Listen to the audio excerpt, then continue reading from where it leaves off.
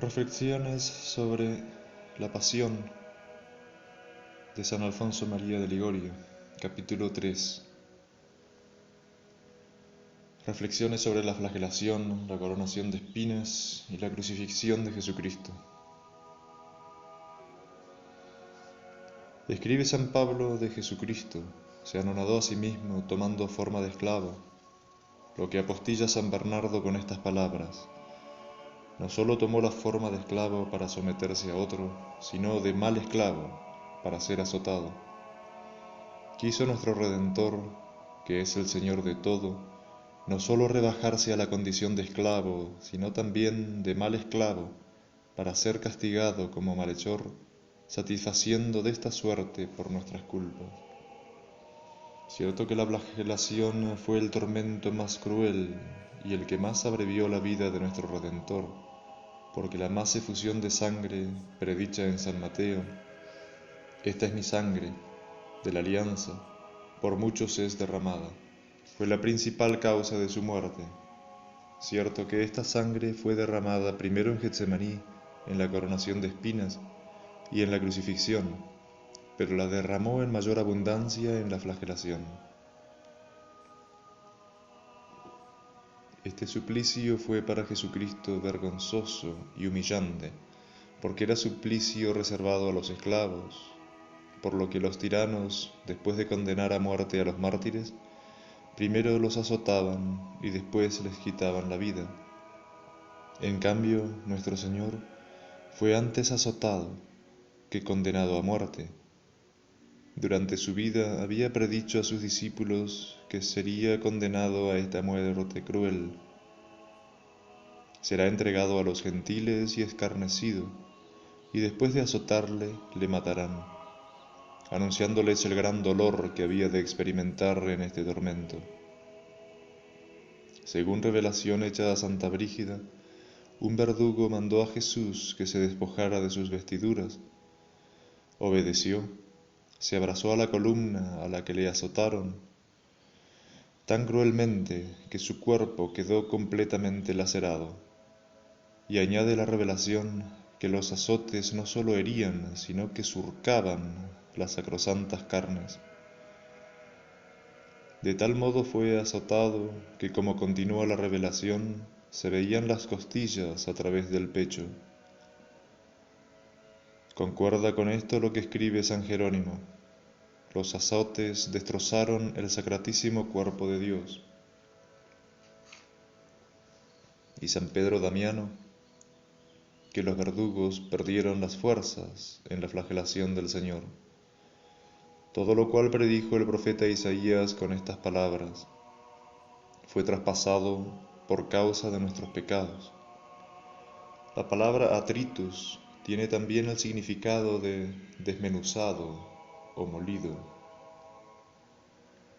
Jesús mío, aquí tenéis a uno de vuestros más crueles verdugos que os flageló con sus pecados, pero tened compasión de mí, amable Salvador mío, poca cosa es un corazón para amaros.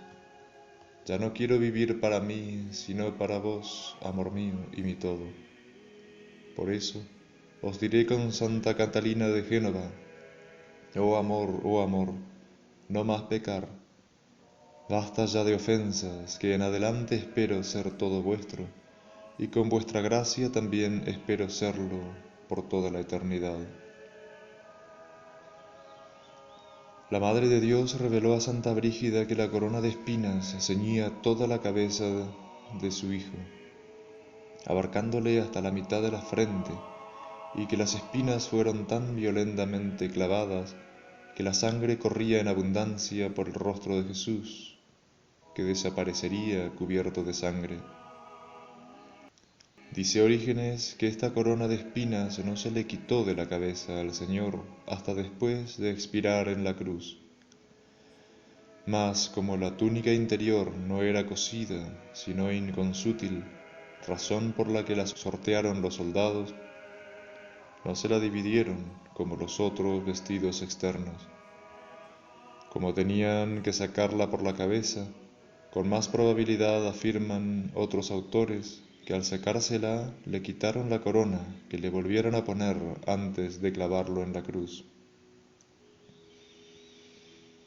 Léese en el Génesis: maldita será la tierra por tu causa, espinos y abrojos te germinarán. Dios fulminó esta maldición contra Adán y su descendencia, porque al decir tierra no sólo se hablaba de la tierra material, sino también de la carne humana, que inficionada por el pecado de Adán sólo produce espinas de pecados. Ahora bien, para contrarrestar esta infección de la carne, dice Tertuliano, que era necesario que Jesucristo ofreciese a Dios el sacrificio de este extraordinario tormento de la coronación de espinas. Este tormento en sí tan doloroso estuvo además acompañado de otros tormentos, como bofetadas, salivazos y sarcasmos de los soldados, según atestiguan San Mateo y San Juan. Y trenzando una corona de espinas, la pusieron sobre su cabeza y una caña en su mano derecha, y doblando la rodilla delante de él, se mofaban, diciendo: Salud, Rey de los judíos. Y escupiendo en él, tomaron la caña y le daban golpes en la cabeza. Y los soldados, trenzando una corona de espinas, se la pusieron sobre la cabeza, y le vistieron un manto de púrpura, y venían a él y le decían: Salud, Rey de los judíos, y le daban bofetadas. Oh Jesús mío, cuántas espinas añadía vuestra corona con mis malos pensamientos consentidos. ¿Quién pudiera morir por ello de dolor? Perdonadme por los méritos de aquel dolor que aceptasteis precisamente para perdonarme. Ah, Señor mío, tan humillado y vilipendiado, cargasteis con tantos dolores y desprecios para moverme a compasión de vos, a fin de que al menos os amase por compasión y no os causase más disgustos. Ea, Jesús mío, dejad ya de padecer, pues que estoy persuadido del amor que me profesáis, y os amo con toda mi alma. Pero comprendo que no estáis del todo satisfecho ni saciado de trabajos, hasta que no muráis en la cruz de puro dolor. Oh bondad, oh caridad infinita, desgraciado del corazón que no os ama. La cruz comenzó a atormentar a Jesucristo antes de que en ella le clavasen, pues luego de condenarlo Pilato se la impusieron sobre los hombros para que la llevase al Calvario y en ella muriese crucificado. Él la llevó sin manifestar repugnancia alguna. San Agustín, glosando a San Juan, exclama: a los ojos del impío esto es gran ignominia, pero es grande misterio a los ojos de la fe.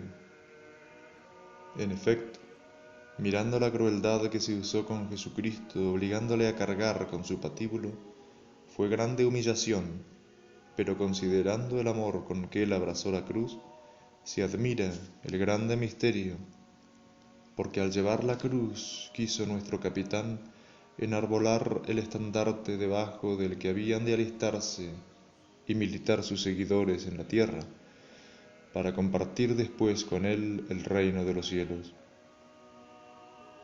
San Basilio, comentando este paso de Isaías: un niño nos ha nacido, un hijo se nos ha dado, sobre cuyo hombro está el principado.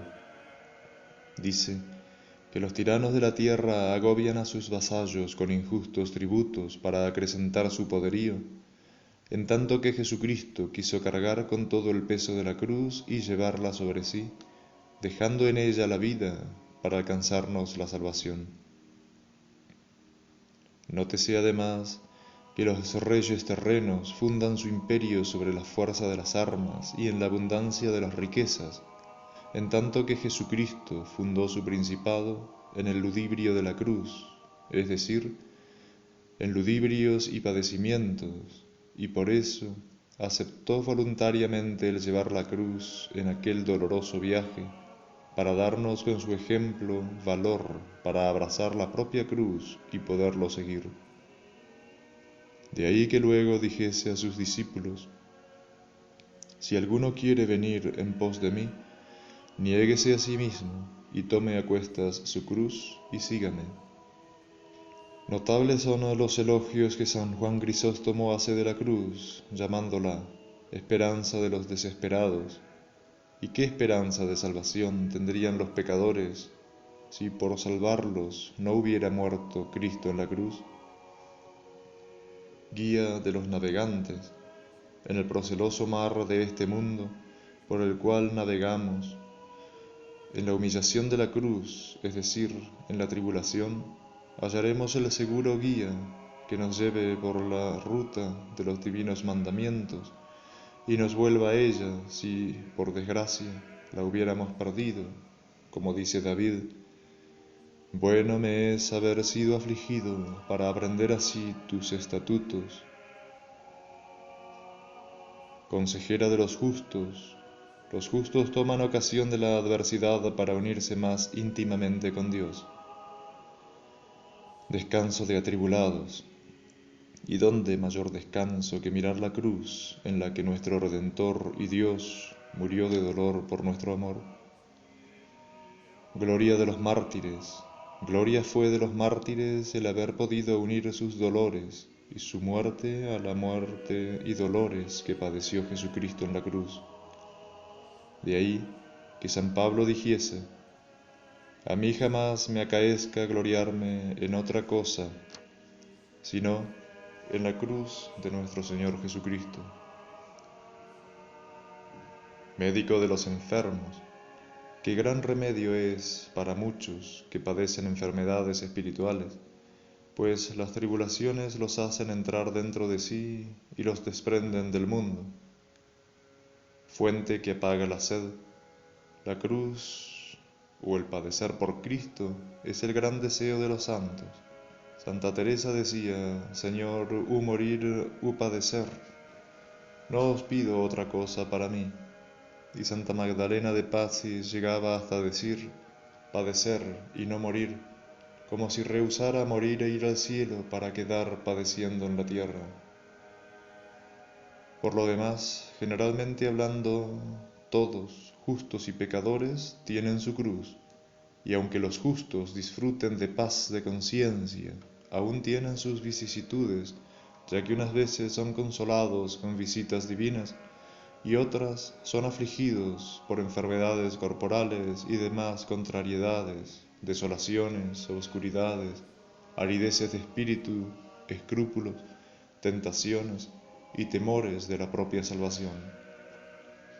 Más pesada es aún la cruz de los pecadores por los remordimientos de conciencia que padecen, los temores que de ellos se apoderan al recordar los castigos eternos y las angustias que sufren en la contrariedad. Los santos se conforman con la voluntad de Dios y llevan pacientemente las contrariedades, pero los pecadores, ¿cómo podrán conformarse con la voluntad divina si viven como enemigos de Dios? Las penas de los enemigos de Dios son penas sin alivio ni consuelo. Razón tenía Santa Teresa para decir: y no abrazan la cruz, sino llévanla arrastrando, y ansí las lastima y cansa y hace pedazos, porque si es amada, es suave de llevar, esto es cierto. Tratemos ya de la crucifixión. Fue revelado a Santa Brígida que cuando el Salvador se vio en la cruz, extendió la mano derecha al sitio en que había de ser clavada. Después le clavaron la otra mano, luego los sagrados pies, y se dejó que Jesucristo muriese en aquel lecho de dolor. Dice San Agustín que el suplicio de la cruz era acervísimo, porque en ella, como escribe, era la muerte más lenta para acrecentar el padecimiento. Oh Dios, qué espanto debió de apoderarse del cielo al ver al Hijo del Eterno Padre crucificado en medio de dos ladrones, como había predicho Isaías, y haber sido entre los delincuentes contado. Por eso San Juan Crisóstomo, contemplando a Jesús crucificado, exclama lleno de estupor y de amor: en medio de la Santísima Trinidad, en medio de Moisés y Elías, y en medio de dos ladrones, cual si dijese: yo miro a mi Salvador primero en el cielo, entre el Padre y el Espíritu Santo, luego en el monte Tabor, entre Moisés y Elías. ¿Y cómo es posible que lo vea después crucificado en el Calvario entre dos ladrones? Así debía empero suceder, porque según el divino decreto, así debía morir para satisfacer con su muerte por los pecados de los hombres y salvarlos, según la ya citada profecía, haber sido entre los delincuentes contado, llevando los pecados de muchos. El mismo profeta pregunta: ¿quién es este que viene de Edom? Rojos los vestidos, de Bosra, que resplandece en su vestidura, camina altivo en la plenitud de su fuerza. ¿Quién es este tan hermoso y fuerte que viene de Edom con los vestidos teñidos de sangre? Edom significa color de rosa, un tanto oscuro, bermejo, según se lee en el Génesis. A la pregunta anterior responde Jesucristo según los intérpretes: yo soy el que habla con justicia, el que es grande en el salvar. Yo soy el Mesías prometido, que vine a salvar a los hombres, triunfando de sus enemigos. Torna de nuevo a preguntar el profeta: ¿por qué está roja tu vestidura y tus ropas como las de quienes pisan el lagar? ¿Por qué está rojo tu vestido y semejante al de los que pisan la vendimia en el lagar? Y responde: el lagar he pisado yo solo, y de los pueblos nadie ha estado conmigo. Tertuliano, San Cipriano y San Agustín entienden por lagar la pasión de Cristo, y en la que sus vestidos, es decir, su sacrosanta carne, fue cubierta de sangre y de llagas, según aquello de San Juan, e iba envuelto en un manto de sangre, y es llamado por nombre el Verbo de Dios. San Gregorio, al explicar las palabras el lagar he pisado yo solo, escribe: el lagar en que pisó y fue pisado. Dice pisó porque Jesucristo con su pasión venció y trituró al demonio. Y dice fue pisado porque en la pasión fue cuerpo pisoteado y prensado como el racimo en la prensa. Mas a Yahvé, dice Isaías, le plugo destrozarlo con padecimiento. Y el Señor, el más bello de los hombres, tú eres el más hermoso entre los hombres, aparece en el Calvario tan desfigurado por los tormentos que causa horror al que lo contempla, si bien tal deformidad lo torna más bello a la vista de las almas amantes, porque las llagas y las carnes, lívidas y desgarradas, son otras tantas pruebas y demostraciones del amor que nos tienen. Petrucci cantó: al veros, Señor, tan maltratado por los verdugos, los corazones amantes os tienen por más hermoso, cuanto más deformado os contemplen. San Agustín dice que la fealdad de Cristo es nuestra hermosura, y en efecto, la deformidad de Jesús crucificado fue causa de la belleza de nuestras almas, que antes deformes y luego lavadas con la divina sangre, se han tornado graciosas y bellas, como escribe San Juan. Estos que andan vestidos de ropas blancas, ¿quiénes son? Y responde: estos son los que vienen de la gran tribulación y lavaron sus vestiduras y las blanquearon con la sangre del Cordero. Todos los santos, como hijos de Adán, excepción hecha de la Santísima Virgen María, estuvieron durante algún tiempo cubiertos con el manto de la culpa de Adán y de los personales pecados, mas una vez purificados con la sangre del Cordero, tornáronse hermosos y agradables a los ojos de Dios. Razón tuvisteis, Jesús mío, para decir que, cuando fueseis levantado en alto de la cruz, atraeríais a todas las cosas a vos. Sí, porque nada habéis sometido para atraeros el afecto de todos los corazones. Y cuántas felicísimas almas, al veros crucificado y muerto por su amor, lo abandonaron todo, riquezas, dignidades, patria y parientes, y desafiaron los tormentos y la muerte para entregarse del todo a vos. Desventurados los que resisten a la gracia que les ganasteis con tantas fatigas y dolores. Este será su mayor tormento en el infierno, haber tenido un Dios que para conquistarse su amor murió en una cruz y que ellos espontáneamente quisieron perderse, sin esperanza de remedio, por toda una eternidad. Ah, Redentor mío, después de las ofensas que os causé, merecía haber caído en tamaña desgracia. Qué de veces resistí a vuestros llamamientos amorosos y a los esfuerzos que hacíais para cultivarme con los lazos de vuestro amor. Ojalá hubiera muerto antes de ofenderos por primera vez. Ojalá os hubiera amado siempre. Gracias, amor mío, por haberme soportado con tanta paciencia y por haberme llamado con tanta insistencia en lugar de abandonarme como tenía merecido. Gracias por las luces e impulsos amorosos que me habéis infundido. Las gracias del Señor cantaré siempre. Por favor, no ceséis, Salvador mío y esperanza mía, de continuar cautivándome con vuestras gracias, para que os pueda amar en el cielo con más fervor, recordando tantas misericordias como habéis usado conmigo, después de tantos disgustos como os he causado.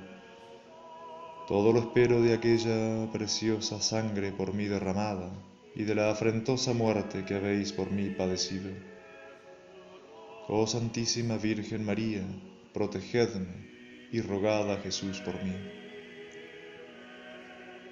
Jesús en la cruz fue espectáculo que conmovió al cielo y a la tierra. Un Dios omnipotente, Señor de todo, muriendo en un patíbulo infame, condenado, cual malhechor, entre dos facinerosos. Sorprendente caso de justicia del Eterno Padre, que castigó los pecados de los hombres en la persona de su Hijo, a quien amaba como a sí mismo, para que quedase aplacada la divina justicia. Sorprendente espectáculo de misericordia del inocente Hijo, que moría con muerte tan cruel e ignominiosa para salvar a sus criaturas de la pena de los pecados por los pecados merecidos. Sorprendente espectáculo de amor de un Dios que ofrece y da la vida para redimir de la muerte a sus enemigos, los esclavos.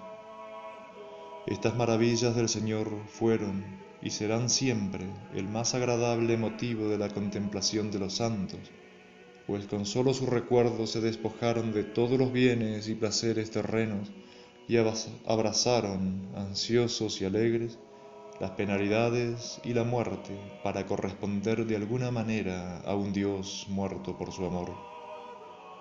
Alentados con el ejemplo de Jesucristo, despreciado en la cruz, los santos amaron los desprecios, más aún que los mundanos los honores terrenos. Al ver a Jesús morir en la cruz, despojado de sus vestiduras, abandonaron los bienes terrenos. Al verlo plagado de llagas y chorreando sangre, aborrecieron los placeres sensuales y se dieron a mortificar la propia carne para acompañar con sus dolores los dolores del crucificado. Al ver la obediencia de Cristo y su total conformidad con la voluntad del Padre, se esforzaron en mortificar y vencer todos los apetitos opuestos a la voluntad divina, y muchos, si bien ocupados en obras de caridad, con todo, conocedores de que el privarse de la propia voluntad era el sacrificio más grato al corazón de Dios, se recluyeron en cualquier instituto religioso para vivir sujetos a obediencia y sometidos a la voluntad ajena.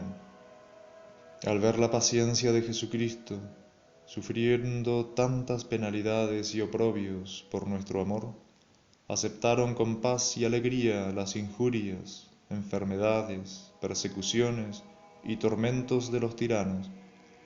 Al ver finalmente el amor que nos demostró Jesucristo, sacrificando su vida a Dios por nosotros en la cruz, sacrificaron a Jesucristo cuanto tenían: bienes, placeres, honores y vida. ¿Cómo, pues, explicar que haya tantos cristianos que, sabiendo por la fe lo mucho que Jesucristo padeció por su amor, en vez de consagrarse a su servicio y amor, vivan entre continuas ofensas y desprecios, entregados a gustos pasajeros y mezquinos? ¿De dónde procede tamaña ingratitud? De que se olvidan de la pasión y muerte de Jesucristo. ¿Y cuál no será su remordimiento y vergüenza cuando el Señor les eche en cara cuanto por ellos hizo y padeció? Almas devotas, tengamos siempre ante la vista a Jesús crucificado, que muere entre tantos dolores e ignominias por amor nuestro.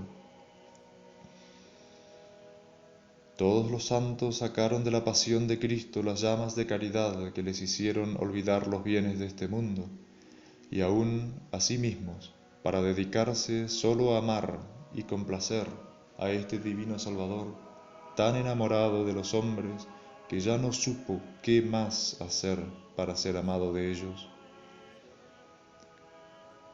La cruz, en una palabra, o la pasión de Jesucristo, nos alcanzará la victoria de todas las pasiones y tentaciones de que el infierno se sirviere para apartarnos de Dios. La cruz es el camino y la escala para llegar al cielo. Dichosa el alma que se abraza con ella y no la abandona ni en la hora de la muerte. Quien muere abrazado a la cruz tiene segura garantía de la vida eterna, prometida a cuantos siguieren con la propia cruz a Jesús crucificado. Crucificado, Jesús mío, nada habéis perdonado para haceros amar de los hombres, llegando hasta perder vuestra vida con afrentosísima muerte. ¿Cómo, por tanto, se explica que los hombres, tan amantes siempre de sus parientes, de sus amigos y hasta de los animales de quienes reciben alguna muestra de afecto, sean con vos tan ingratos que desprecien vuestro amor y vuestra gracia por bienes viles y miserables? Ah, desventurado de mí, yo fui uno de esos ingratos que por una nonada renuncié a vuestra amistad, volviéndoos las espaldas. Merecido tengo que me arrojéis de vuestra presencia, como os arrojé de mi alma. Pero oigo que aún me reclamáis mi amor. Amarás pues a Yahvé tu Dios. Sí, Jesús mío, puesto que deseáis que os ame y me brindáis con el perdón, renuncio a todas las criaturas y no quiero amar de hoy en adelante más que a vos solo, Criador y Redentor mío. Vos seréis el único amor de mi alma. Oh María, Madre de Dios, refugio de pecadores, rogad por mí, alcanzadme la gracia de amar a Dios y nada más os pido.